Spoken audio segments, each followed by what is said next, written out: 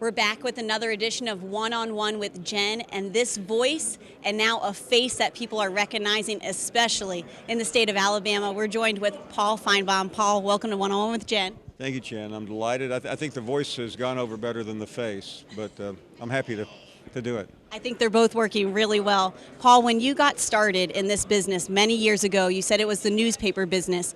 Is this something you even imagined that would happen, that you would have your own show? No, Jen, I didn't. I was happy to get a job. I didn't major in journalism. I had the intent of becoming a lawyer, and I changed. I became smitten by the newspaper business at the school newspaper in Tennessee, and so I took this job many years ago for $135 a week, and I was happy to have it. And it grew into a bigger situation, and ultimately I moved into broadcasting. And if someone had said at this point in your life, would you be working for ESPN and have your own show, I would have thought it was some sort of April Fool's joke.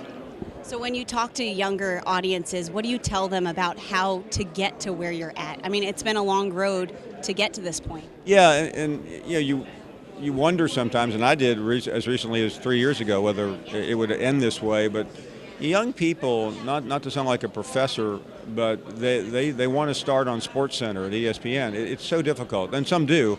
But I learned more probably the first week in the real world than I had learned in college. College was a great preparatory experience. I wouldn't be where I am without the training, but it's real world experiences that help you and enable you to move forward. And that would be the message. You get as much experience as possible. Now, having the show for so long in Alabama, what about that fan base, both Alabama and Auburn, made it so unique that your show could be so successful? Well, a lot of people will say, you are the reason, meaning me. I'm not the reason. The reason that we've been successful is the callers. Unlike almost any other show that you have a host who bloviates with his or her own opinion. I've always felt our show should be about the callers' opinions, and it just so happens that this was always a great rivalry, but particularly in recent years, it's become the biggest and most important rivalry in college football. The winner of the Alabama-Auburn game since 2009 has played for the national championship. That's unique. That's special.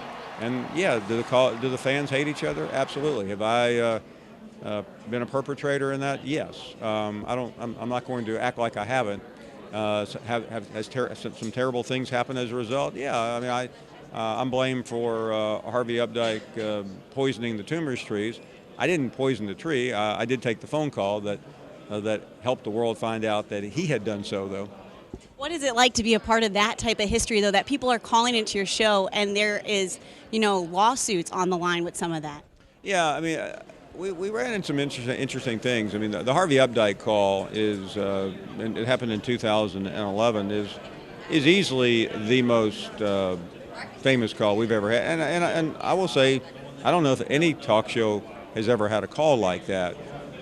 Ironically, 2 weeks before that, we had a call from a guy who was in the emergency room at Trinity Hospital in Birmingham, and we kept him on hold for 20 minutes because I thought it was a joke, and the guy was actually having a heart attack in the ER, and he called because he thought he was dying, and he wanted to say goodbye. When I got him on, I had the nurse on, and I realized this is real. This isn't a joke. So you do get, you develop a relationship with callers, and I think they trust me, and I trust them most of the time, and I think that's what makes it interesting. People, we have a lady named Phyllis that calls in. She called in a couple of months ago after Alabama lost to Ole Miss, and Colin Cowherd at ESPN said the Tide dynasty is over. They actually came back and became #1 in the country after this call, but she just started screaming and hollering, and I mean, even my own, I was putting my hand over my face. I wasn't sure if it was a great call or an embarrassing call. I went home, and on SportsCenter they ran the call, and I think for 22 straight hours it ran on SportsCenter. And Bama's coming back. Bama has not lost. The dynasty is not over. Do you hear me, Cowherd? Bama's dynasty has just begun. Kiss my butt. Roll Tide! And now, no matter where I am, I can be in L.A. or New York or Chicago or in Alabama, I'll have someone walk up to me, and they may not even know my name, but they say, "You're the guy who talks to the crazy lady." So you take whatever you get.